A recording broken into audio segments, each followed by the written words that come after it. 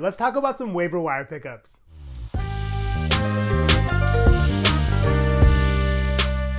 Atop the list is Ty Chandler. Chandler filled in for an injured Alexander Mattison yesterday, and boy did he not disappoint. He ended up getting 26 touches for 157 yards and scoring a rushing touchdown.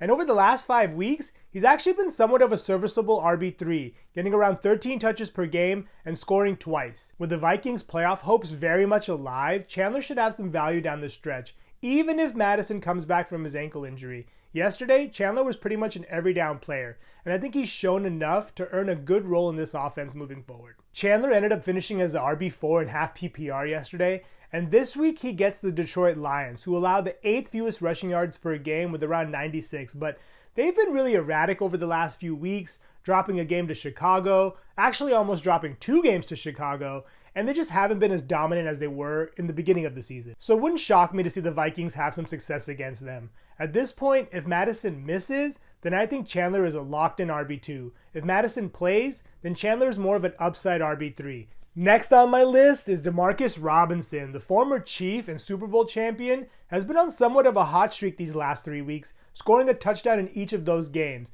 A lot of that is due to the fact that Matt Stafford has been on a heater, throwing 12 touchdowns over the last 4 games. Robinson also benefited from the fact that Tutu Atwell missed yesterday with a concussion, but even if Atwell returns, it seems like Stafford and Robinson have some good chemistry in the red zone. I should mention though, he's only had 4 receptions in 1 game this year, and if you do start him and he doesn't score, it could be a rough day at the office. Robinson's only rostered in about 8% of leagues, and I think it's definitely worth picking him up, just given the fact that he's been the WR13 in PPR over the last 3 weeks, and at this stage of the season, it's going to be hard to find value like that. Next on my list is Justice Hill. Unfortunately, Keaton Mitchell suffered a torn ACL yesterday and will miss the remainder of the season. I hope he has a speedy recovery and gets back to being the electric back we saw this year. Yesterday, Hill ended up finishing the game with 5 rushes for 23 yards, and I think he should be a good add as an upside handcuff.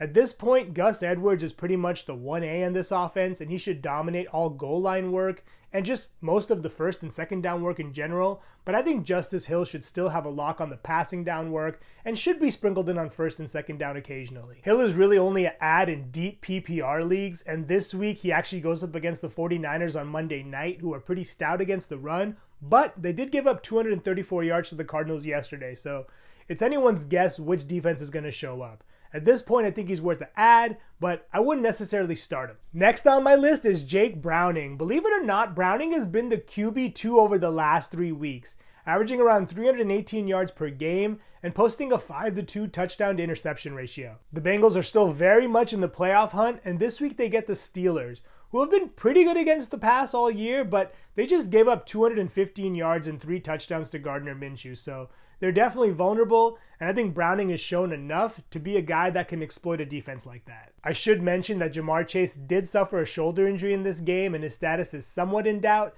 It sounds like he's just day-to-day based on what Zach Taylor said, but if he were to somehow miss this game, that would definitely affect Browning's value. Last on my list is more of a stash/honorable mention, but Trey Surman. Trey Surman stepped in for Zach Moss yesterday and was pretty serviceable. He finished the game with 17 rushes for 88 yards, and should both Moss and Taylor miss this week, then Surman should have some value. Moss did get x-rays that came back negative, so he's probably more probable than doubtful, and Taylor's coming off of a thumb injury, but from what Coach Shane Steichen said, he's looking good and has a good chance to suit up this week. With the Colts' playoff hopes very much alive, I would imagine that both Moss and Taylor will make a push to play. Those are some waiver wire pickups for Week 16. Thank you so much for watching. Please subscribe and let me know your thoughts heading into Week 16 in the comments below.